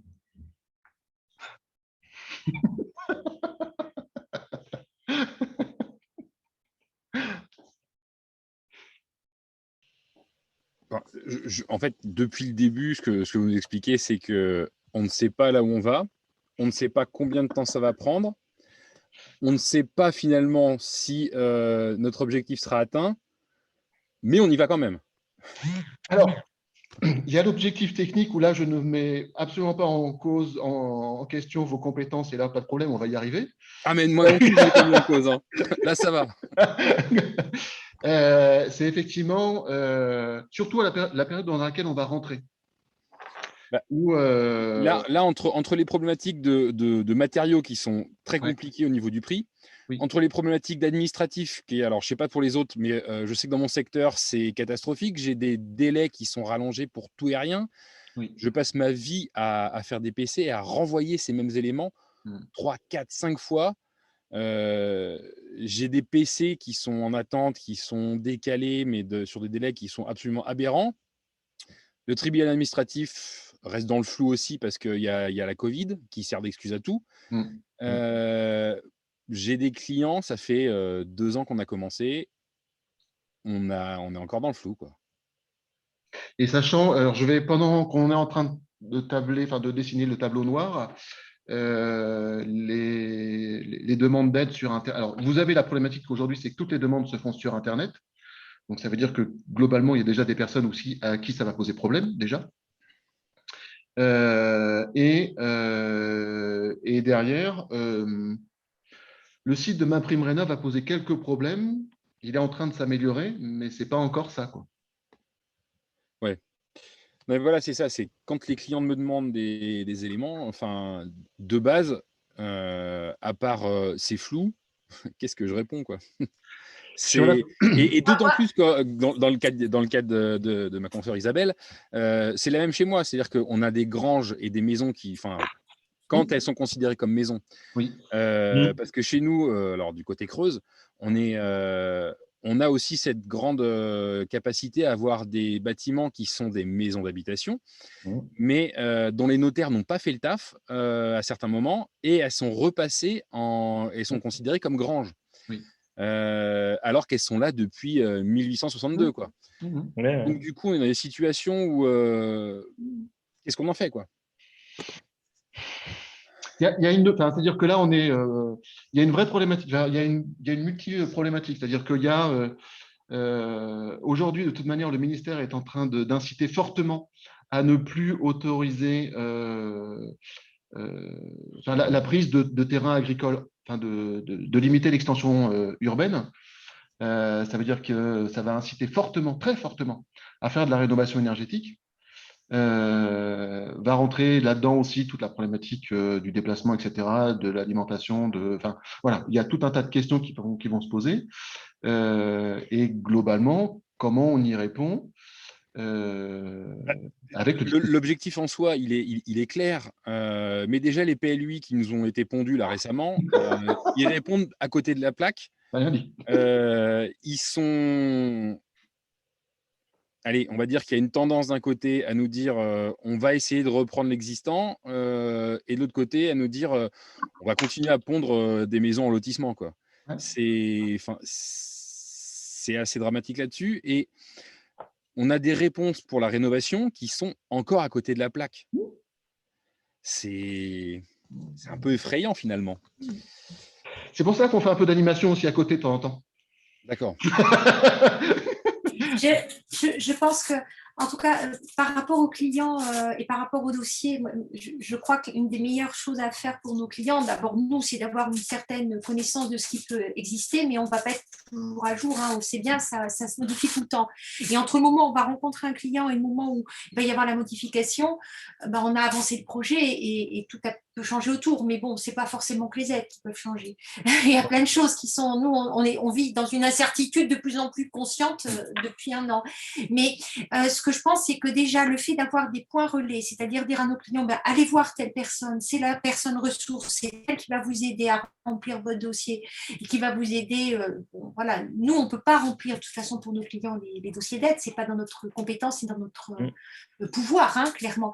Mais juste les accompagner et puis les aider à choisir des entreprises qui font bien le travail aussi, avec le plus d'assurance de bons résultats à la fin. Je crois que c'est déjà bien si on arrive à faire tout ça. changer la société, moi j'ai pas renoncé, non, mais on sait très bien que... Non, mais je dis toujours, quand on vous vend à la télévision, quand on vous vend une voiture, quand on regarde ce qu'on vous vend comme type de ville, comme rêve d'architecture, déjà, MaPrimeRénov', moi je trouve que c'est déjà très bien, hein. Parce que ce qu'on vend comme rêve aux gens, c'est pas ce qu'on nous demande de faire. Donc forcément, il y a un hiatus. Mais bon, ça, on n'y peut rien, pas encore. La seule chose qu'on peut faire, c'est mettre des prises pour alimenter des voitures dont on ne sait pas comment on va fabriquer l'électricité. Mais, bon. mais je pense que concrètement, notre rôle de dire, ben voilà, vous avez des personnes ressources, voilà comment à peu près ça fonctionne. Ce n'est pas la peine de vous égarer. Je pense que déjà, ça peut être un bon travail d'équipe et qui peut permettre à chacun d'être au mieux dans ce qu'il est. Et puis, voilà. Après, je donne que mon sentiment, mais en complément des propos de Béatrice, je voudrais ajouter que de plus en plus, les PLUI comprennent un volet programme local de l'habitat. Et c'est bien au niveau de ce volet programme local de l'habitat qu'on peut faire évoluer les choses en matière de financement. Par exemple, faciliter le changement de destination des anciennes granges et autres annexes agricoles vers de l'habitation. Certaines communautés de communes commencent à mettre en place une petite aide à l'échelle de la communauté de communes pour aller dans ce sens-là, puisque les PLUI invitent de plus en plus à rénover plutôt qu'à construire des habitations. Alors, je vais quand même reprendre une chose qui a été dite. Vous n'avez pas interdiction à monter les aides. Il faut juste que vous soyez mandataire. Donc là, il y a des documents à remplir, à vous faire reconnaître en tant que mandataire. Vous avez cette possibilité-là. Après, il n'y a aucune obligation, mais je voulais juste faire le distinguo entre l'interdiction et la possibilité que vous avez de le faire. Oui, oui, effectivement, c'est moi qui dis ça. C'est juste que je me rends compte que je ne suis pas compétente. Non, mais c'est… Parce que ça change tout le temps. Oui, non, mais moi je le dis. Après, mes confrères et consoeurs pensent, et les autres personnes sont peut-être différentes. Moi, en tout cas, j'ai déjà assez du mal à essayer d'être compétente dans mon domaine. Voilà. Après, on peut accompagner, moi je pense, mais c'est… Enfin, après aussi, moi, je pense que c'est bien que le client aussi il soit acteur de son projet. Oui, tout à fait. Parce que après, quand les aides viennent pas, moi, j'ai pas envie que ça me retombe dessus. C'est ça. C'est exactement ça. Ouais, c'est comme pareil. C'est comme nous. Il y avait une question aussi. Les résidences secondaires ne sont pas éligibles à la prime rénov. Ce n'est pas une résidence principale. Seulement les résidences principales sont éligibles à la prime rénov. D'accord. Mais la question est posée parce que c'est de plus en plus flou entre le partage entre résidence principale et résidence secondaire, avec toutes les questions de déconfinement et de réutilisation de bâtis qui c'est l'adresse fiscale. Adresse fiscale. C'est l'adresse fiscale qui fait loi. D'accord. Okay.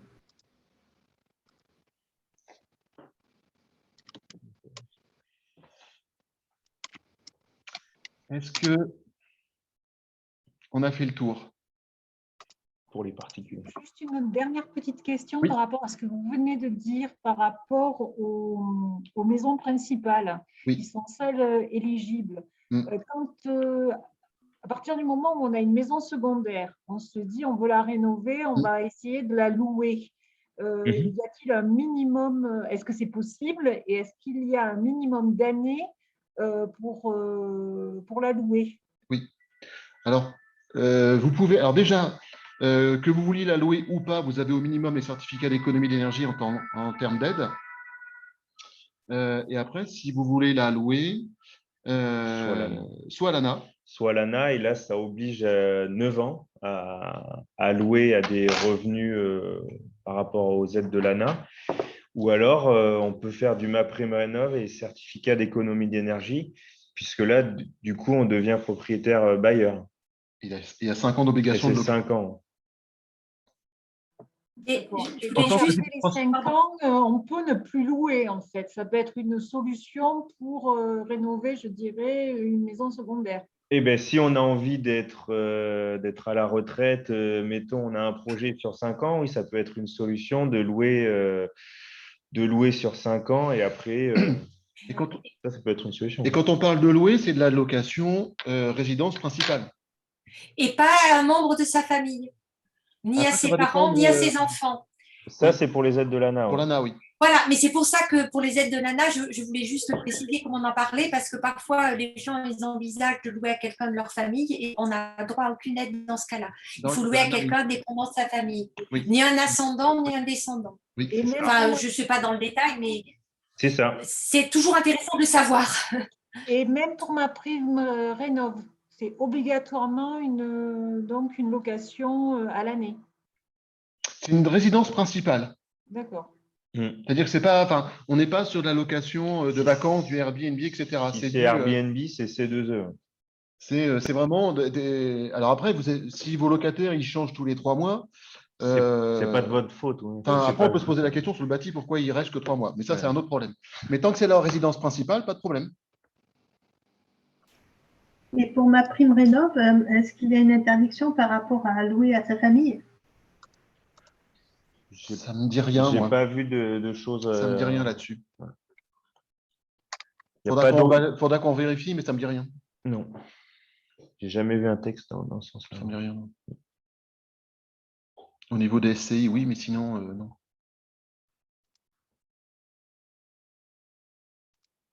Donc, cela vous paraît possible? A priori, oui. D'accord. Les usufruitiers aussi peuvent, je pense, enfin, potentiellement, les usufruitiers sont éligibles aussi à ma prime rénov. Bien, ça peut être intéressant pour rénover une maison pour des personnes âgées qui n'ont plus forcément de moyens. C'est ça. Très bien, merci. Alors attention quand même au niveau du montage des aides, c'est celui qui demande les aides, qui paye les factures et qui reçoit les aides. Hein. Je pense dans le cas de nu propriétaire et d'usufruitier, ce n'est pas l'usufruitier qui demande les aides et le nu propriétaire qui paye les factures. Hein. Après, ça sera un arrangement entre eux, mais vous débrouillez. Mais sur le papier, c'est comme ça que ça marche. Hein. Et dans le cadre d'une maison secondaire, en fait, qui serait en train de s'abîmer, on a le droit, enfin les personnes, les clients n'ont le droit à aucune aide. Si, les certificats d'économie d'énergie. D'accord, juste les certificats. Ok.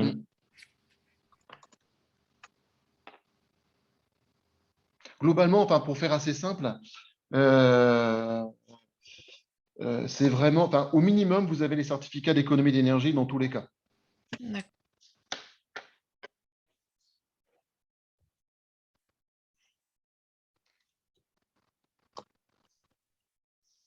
Ça, on a répondu à la question, ça marche. Est-ce qu'on a fait le tour? Enfin, après, aussi, il y en a d'autres qui reviennent, vous pouvez revenir dessus, hein, c'est pas un problème. Alors, dans le cas des copropriétés, alors on parle bien de copropriété à partir du moment où il y a plusieurs propriétaires. Les copropriétés, enfin, les ensembles monopropriétaires ne vont pas rentrer dans ce dispositif-là. Là, on va parler de travaux qui sont liés à, qui sont des travaux de copropriété. Typiquement, isolation de toiture, isolation de murs, changement de chaudière collective, etc. Voilà. MaPrimeRénov' a mis en place un dispositif qui s'appelle MaPrimeRénov' copropriété. Alors, pour être éligible à ce dispositif-là, vous pouvez, donc il faut obtenir au moins 35% de gains énergétiques. Il faut que au moins 75% des lots soient des habitations principales. Ça veut dire que on peut avoir des locations, ce n'est pas un problème, mais tant que ce sont des résidences principales. Et il faut que la copropriété soit immatriculée au registre national de la copropriété.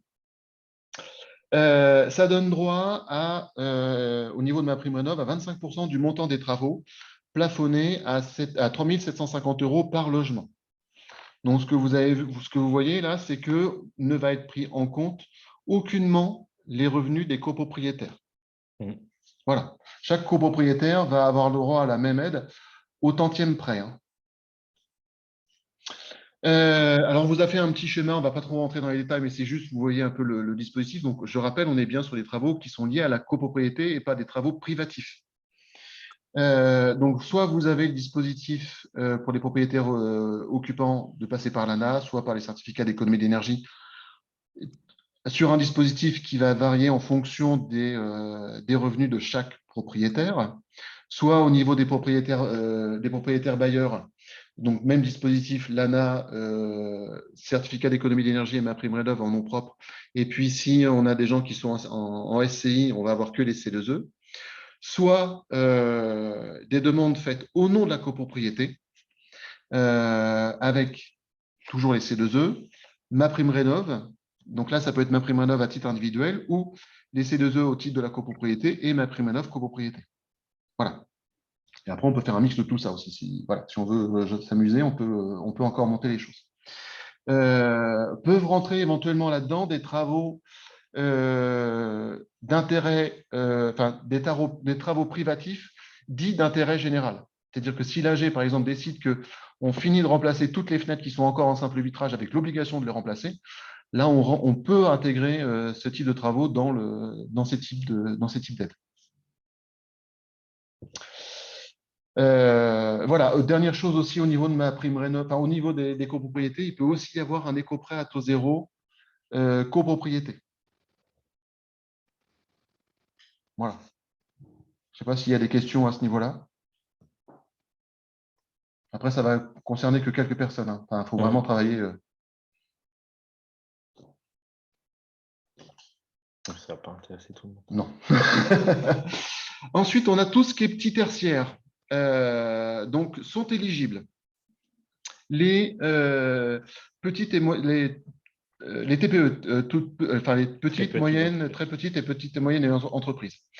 Que les gens soient propriétaires, que les entreprises soient propriétaires ou locataires de leur logement. De leurs locaux, pardon. Tous les secteurs d'activité sont éligibles. Alors, il faut quand même être soumis à l'impôt sur le revenu ou à l'impôt sur les sociétés.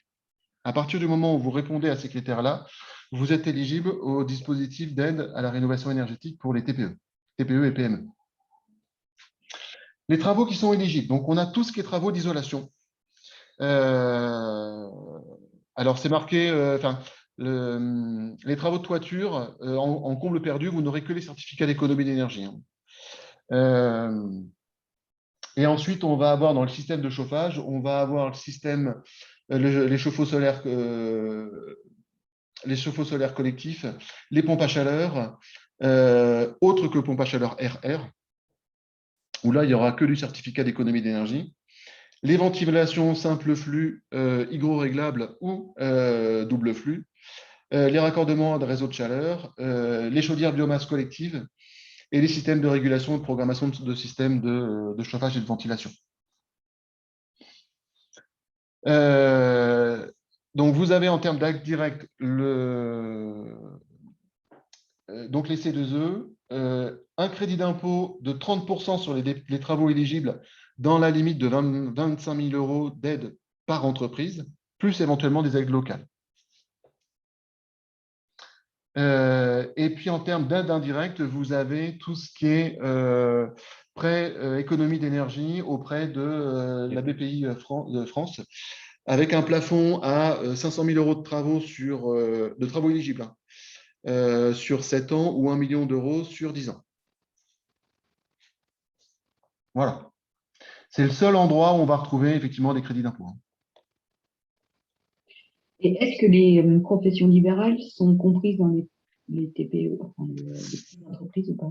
Ça va s'ils répondent à ces critères-là, c'est-à-dire que s'ils sont à partir du temps qu'ils sont soumis à l'impôt sur le revenu ou à l'impôt sur le revenu sur les sociétés, pas de problème. Les associations peuvent aussi en bénéficier. Hein.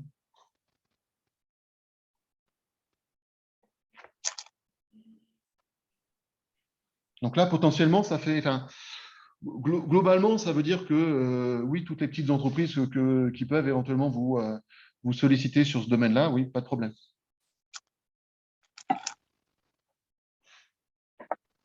Alors attention au niveau des C2E.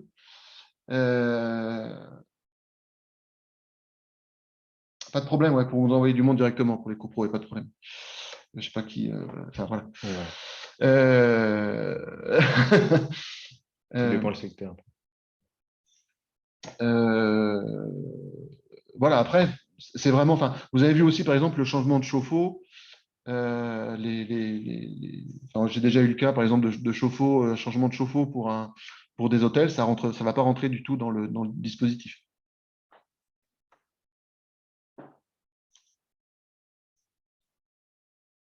Après, j'ai une remarque. Oui, vous pouvez nous envoyer du monde aussi bien pour les copeaux que pour le reste, il n'y a pas de problème, hein. Aussi bien pour les aides ou si typiquement vous avez techniquement, vous avez des clients qui ne sont pas du tout d'accord avec qui risquent de mettre en péril le bâti, vous pouvez nous les renvoyer, hein. On discutera avec eux.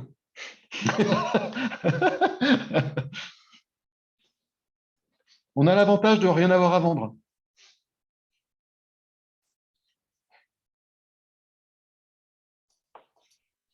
Tu voulais dire quant au choix des matériaux, par exemple, ouais. Ils insistent pour mettre du polystyrène sur de la pierre naturelle, on peut te les envoyer. Par exemple. D'accord, d'accord. Surtout Fabrice. Oui. J'étais resté suffisamment vague, mais le message est bien passé.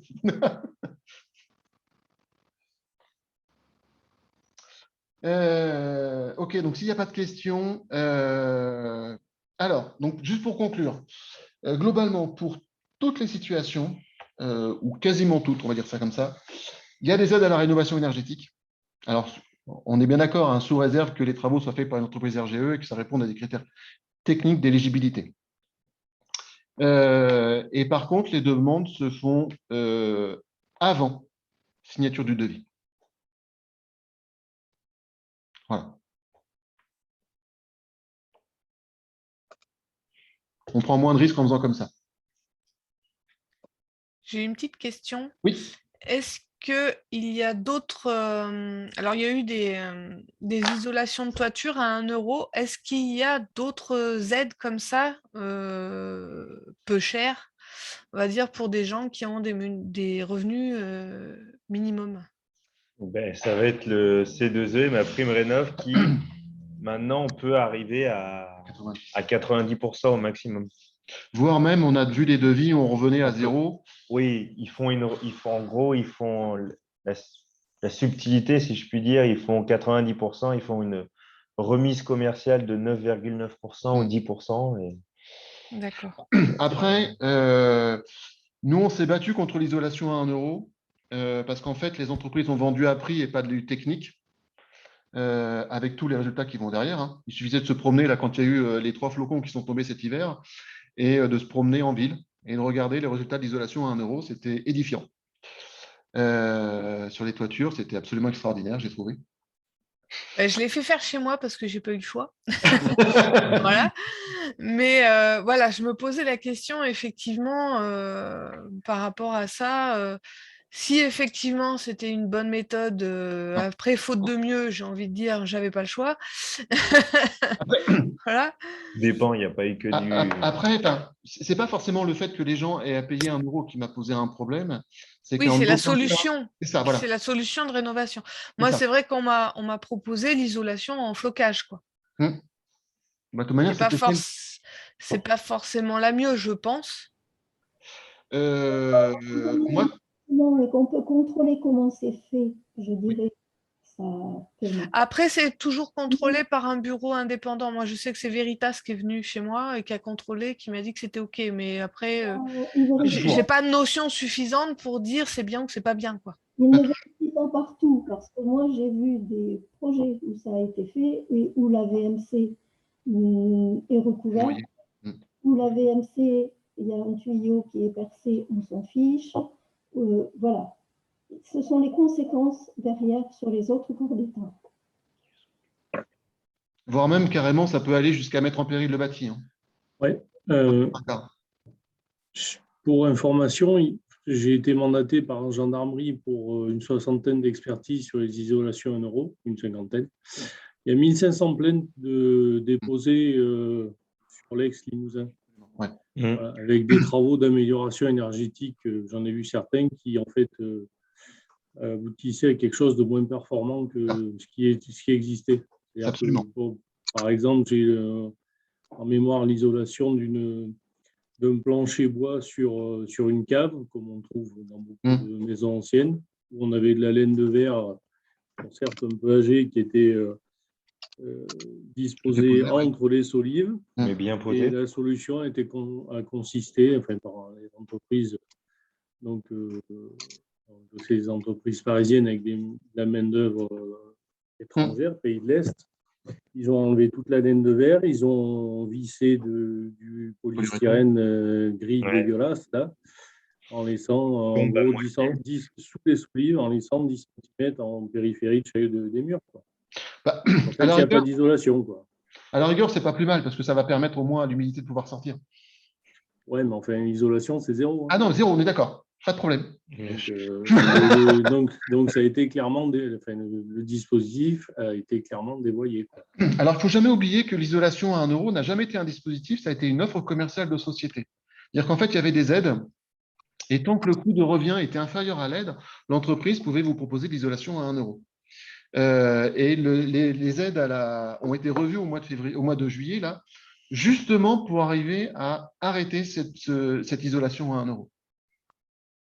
Et comment on peut savoir si c'est du coup ce qui a été fait est bien fait ou enfin. Vous nous demandez? Est-ce qu'il faut que le refaire? Voilà.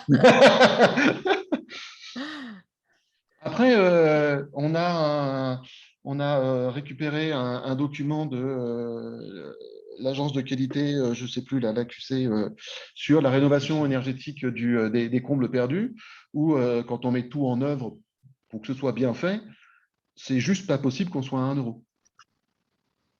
Ou alors on fait du bénévolat, enfin il y a du travail qui est fait par le propriétaire, ce qui est possible, hein, moi ça ne me pose aucun problème, mais c'est juste pas possible qu'on soit à 1 euro si on fait les travaux dans nord, s'il n'y a pas de pare-pluie, s'il n'y a pas de...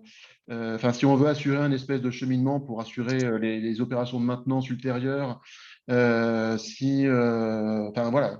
Donc, en fait, quand il y a ce genre de situation, est-ce qu'il faut mieux prévoir aussi un diagnostic ou simplement un coup de téléphone, la personne vient voir, je ne sais pas comment ça se passe. Ça peut être, alors, un coup de fil déjà, un premier, déjà sur des photos, des choses comme ça, on peut déjà... parce qu'après, on est contraint sur des problématiques de financement, on n'a pas le droit de se déplacer. Oui, je comprends. Voilà. On peut se déplacer que dans des cas bien particuliers, etc. Et uniquement en termes de rénovation globale. Pour faire du contrôle, après, ce n'est pas nous. Mais déjà, si vous nous envoyez des photos, des choses comme ça, on peut déjà commencer à regarder et vérifier si déjà, il n'y a pas de mise en péril du bâti, qui est une première chose. Et puis après, voir ce qui éventuellement est possible de faire ou pas. Sachant que de toute manière, alors, une chose importante, hein, les certificats d'économie d'énergie, donc quand vous avez par exemple fait l'isolation à 1 euro ou autre chose, hein, quand vous avez demandé vos certificats d'économie d'énergie, vous les avez demandés pour une certaine durée qui va dépendre des travaux. Pendant cette durée-là, vous ne pouvez plus les redemander. Oui, d'accord. Mais par contre, ça peut être possible de vous demander, par exemple, un état des lieux. Ce qui est possible de réaliser dans un cas particulier d'une maison, par exemple. Oui, tout à fait. De toute manière, notre mission première, c'est d'abord de discuter technique. C'est-à-dire que les aides sont là pour aider à la rénovation, ce n'est pas elles qui font des travaux. Ce n'est pas parce qu'il y a des aides dans tel ou tel domaine qu'il faut aller faire ces travaux-là. Ils ne sont pas forcément pertinents. Oui, voilà, mais pour calculer la pertinence par rapport au budget en fait, d'investir, c'est peut-être mieux de voir avant ce qu'il est possible de faire et comment le faire. Ouais, c'est ça. Ok, merci. C'est là où on rejoint le discours de Béatrice, où effectivement, il y a un moment… Oui, voilà. Si on ne peut pas tout faire… L'idéal, effectivement, c'est de tout faire en une fois, oui. C'est facile. Oui, voilà, quand on a le budget, c'est de tout faire en une fois, mais quand on n'a pas le budget, effectivement, c'est déjà d'avoir une vision globale de ce qui peut être fait et après de s'organiser, on va dire, pour faire les travaux au fur et à mesure, qu'on ait des aides ou qu'on n'en ait pas. Après, voilà, c'est oui. Par rapport au budget. Ok, merci. Tu veux qu'on réponde aux questions? Alors, effectivement, c'est pour ça que les audits énergétiques sont intéressants, parce qu'ils permettent de faire des scénarios avec l'évolution des travaux. Oui. Est-ce que le diaporama sera envoyé, oui, ou sera envoyé? Alors, au niveau des aides à la collectivité, donc effectivement, aujourd'hui, la région ne donne pas d'aide directe On va dire ça comme ça. Typiquement, quand je dis d'aide directe, on est payé l'un et l'autre en partie par la région. Donc voilà. Je ne sais pas si c'est une aide, mais voilà. Les départements, ils peuvent aider. Oui, départements, les comités de communes, les communes. Globalement, toute la strate des collectivités territoriales, voire les pays, voire les parcs, peuvent éventuellement donner des aides. Et c'est soumis, comme à chaque fois, au vote du budget. Donc, ça veut dire que tous les ans, ça peut changer. Mais quand il y a une opération spécifique comme les opérations programmées, c'est sur une durée de 5 ans minimum sur un territoire pour les aides en local. Oui, des fois, il y a les opérations cœur de ville. Oui, voilà. Oui. Il y en a à Limoges, entre autres, et à Saint-Léonard-de-Noblat. C'est intéressant des fois d'aller à la mairie aussi pour se renseigner, voilà, de savoir s'il y a des opérations locales ou communautés de communes ou autres. Ça peut toujours être intéressant d'aller voir. Nous, on a une opération sur l'ensemble de la commune et de Limoges, oui. Et nous, on va avoir une OPA, bon, ce n'est pas encore tout de suite, hein, mais dans 1 an et demi, 2 ans, sur l'intégralité de l'agglomération. Après, c'est ça, c'est pour ça qu'on vous a renvoyé vers le site, parce qu'il faut vraiment se renvoyer vers la personne qui gère votre secteur. Si vous êtes à Brive, il y a une OPA intercommunale. Si vous êtes en Corrèze, il y a une Saint-Léonard, il y a effectivement. Saint-Thirier, il y a aussi.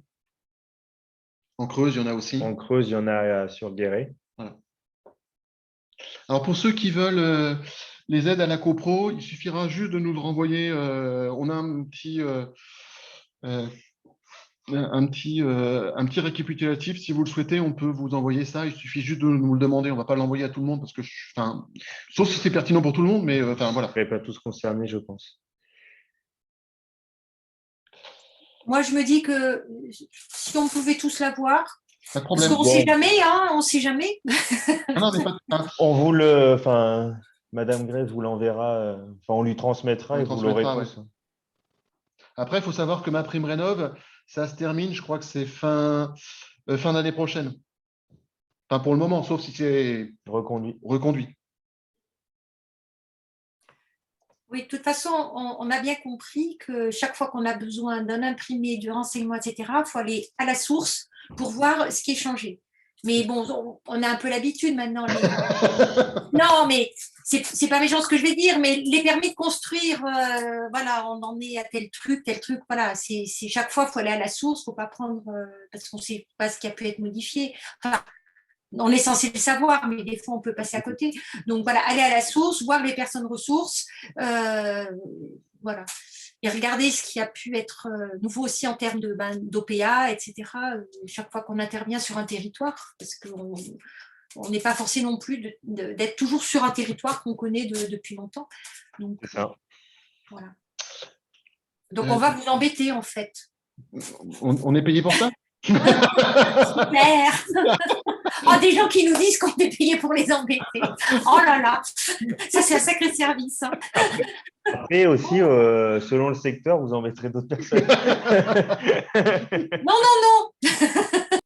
Ah si. Si, sur Saint-Léo, c'est Cédric, c'est pas moi. Ouais. Vous connaissez le nom de vos homologues en Creuse ou pas? En fait, c'est le SDEC. D'accord, ok. En Corrèze, il va y en avoir 2. Et en Dordogne, il y a le CAE. Oui. Et pour moi, c'est le CAE qui a l'ensemble du département. Ouais. Mais c'est pareil, la problématique, c'est que c'est encore en train de... le nouveau dispositif de découpage, etc., est en train de se remettre... là, on était dans une année transitoire. On risque à nouveau peut-être d'être encore une année transitoire. Ça marche... c'est mouvant encore, je suis navré. Ce n'est pas des bonnes réponses, je suis navré. Hein. Nous, en tous les cas, ça ne bougera pas. Nous, non. En Creuse et en... En Creuse, normalement, non. Enfin, si, il y a tout le... En fait, il y a le parc, le PNR Mille Vaches, là, le parc national régional de Mille Vaches. ma parc naturel, pardon, de 1000 vaches, où là, aujourd'hui, il y a une plateforme et elle s'arrête à la fin de l'année.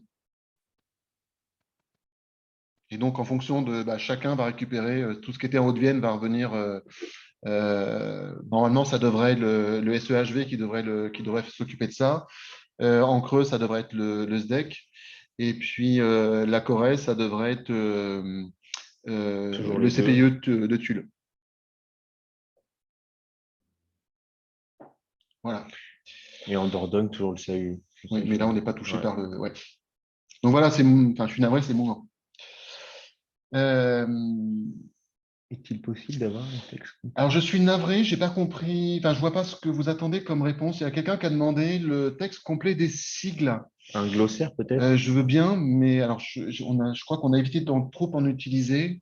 Le tableau sur les copropriétés, c'est plein de sigles. Alors, il y en a un certain nombre que je connais, mais les autres, je ne vois pas du tout. Ah oui, d'accord, pas de problème. Oui, d'accord, pardon. Alors ça, guichet Habitat Énergie, c'est... Non, mais on va revenir à ça, pardon. Ouais. Oui. C'est ça. Pardon. On peut le dire là. Oui, non, mais on vous renverra. Oui, il y a peut-être. On verra un petit truc, comme ça sera écrit. Merci. Ok, donc pour les copros, on enverra le truc. Ça va m'obliger à le finir, donc c'est bien. Ok, on enverra le document sur les copropriétés en... ouais.